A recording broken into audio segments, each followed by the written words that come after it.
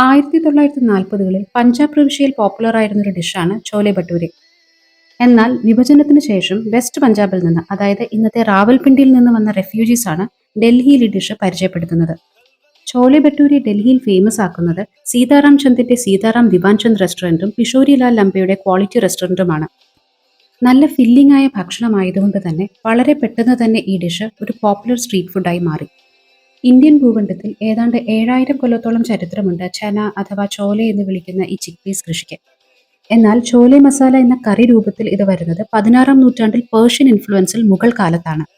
അതുപോലെ മൈദയും ഈസ്റ്റും ഫ്രൈഡ് കൾച്ചറും ഒക്കെ പോർച്ചുഗീസുകാർ 16-ാം നൂറ്റാണ്ടിൽ ഇൻട്രൊഡ്യൂസ് ചെയ്തതോടുകൂടി മറ്റു ബ്രെഡുകളുടെ ഒപ്പം ഭട്ടൂരെ വന്നു.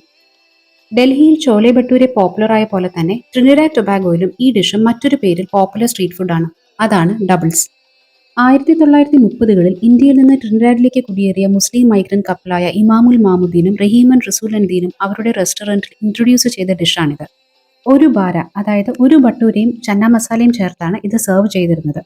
എന്നാൽ ഇതിന്റെ രുചി ഇഷ്ടപ്പെട്ട കസ്റ്റമേഴ്സ് ഒന്നു പോരാ രണ്ടെണ്ണം വേണം എന്ന അർത്ഥത്തിൽ ഡബിൾസ് എന്ന് പറയാൻ തുടങ്ങി.